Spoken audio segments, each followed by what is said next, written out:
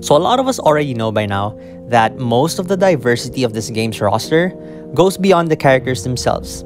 Each palette of each character represents different combinations of elements, base stats, and signature abilities.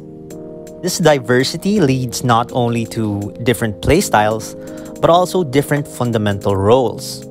Some fighters are maximized when used by the player to deal damage and dismantle the opposing AI. Others excel at tanking hits and making life miserable for players. And there's a few out there who would rather just chill from the backline and help the rest of their teammates without having to be in play. In this video, I will be discussing these archetypes. What is up, guys? And this is the first half of episode 8 of my newbie guide, where I discuss the concept of roles. Now in Skullgirls Mobile, you can generally classify each variant according to 3 major roles: offense, defense, and support. Offense generally refers to player-oriented gameplay. Offensive fighters generate the most value when the players themselves use them to clear game content, whether it be prize fights, dailies, or rift battles. Defense, on the other hand, generally refers to AI-oriented gameplay. Defensive fighters are at their best when used as members of defense teams in either prize fights or rift battles. These are more often than not the variants who players find quite hard to beat. And lastly, we have support, and these variants have the ability to benefit teammates. They have mostly passive support abilities that can take effect even when they aren't in play.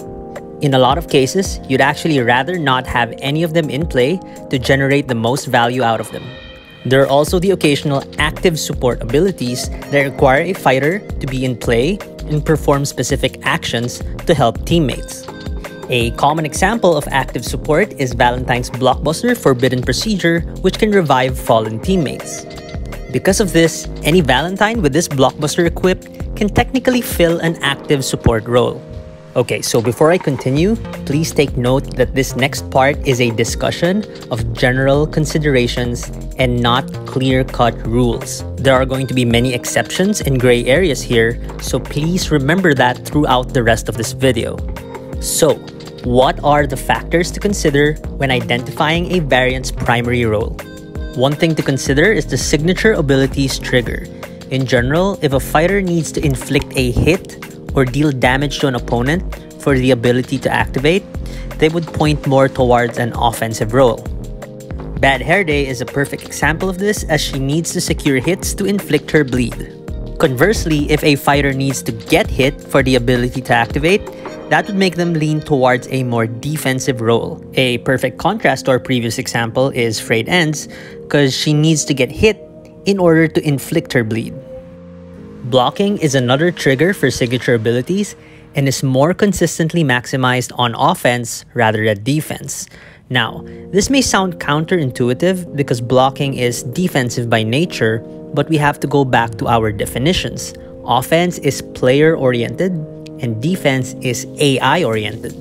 When playing the game, if the opposing AI is blocking more often than they're getting hit, then there's something very wrong with your gameplay, and you might want to rewatch episode 6 of my newbie guide on combat basics.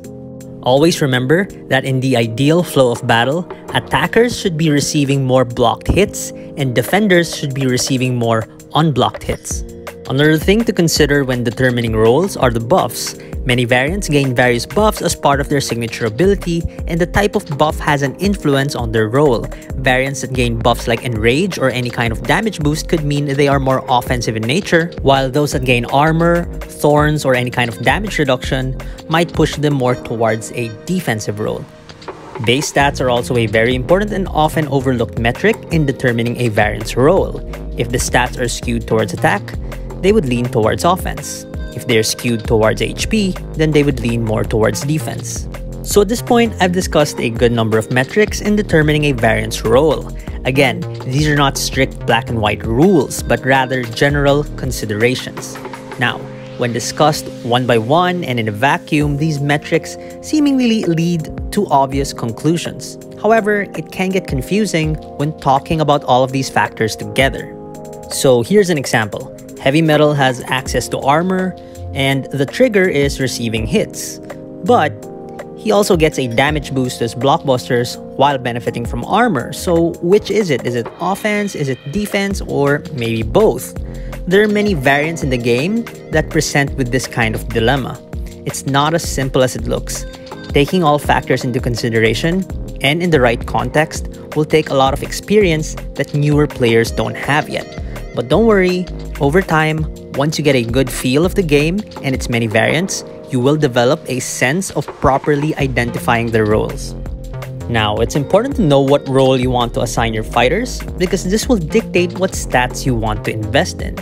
Offensive variants will prefer stats that boost damage output like attack and piercing. Defensive variants, on the other hand, will want to focus on stats that make them last longer in fights like HP and defense. Passive support variants are more low maintenance in this regard since they only have to be in the backline to work their magic. Because of this, you can get away with just upgrading only the abilities part of their skill tree. In a lot of spots, you don't even have to equip them with moves. Sketchy and Killjoy are good examples of fighters who can function as all-in passive supports that can do work even with this kind of minimal investment.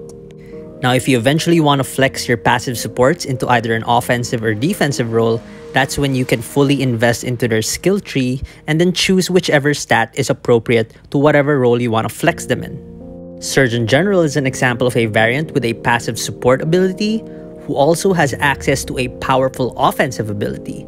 This makes her flexible with how you want to use her. Now, with some fighters, their role will also dictate what marquee ability you want to give specific variants. Annie in general is a great example of this. You'll want to give the red shift marquee to offensive variants and blue shift to defensive ones. Now, I have to reiterate that understanding roles is a very important core concept in Skullgirls Mobile. While a good number of variants have straightforward role inclinations, there's still a lot of variants out there that dance around the line between offense and defense, and discerning their primary roles can get tricky. Some variants comfortably fit into multiple roles, which can make things pretty awkward and confusing. This is something I will discuss in part 2 of this topic, where I go through the entire catalog and discuss each variant's role. May the Lord have mercy on my soul. Until then, I hope you all learned something. Thanks for watching, and that's it.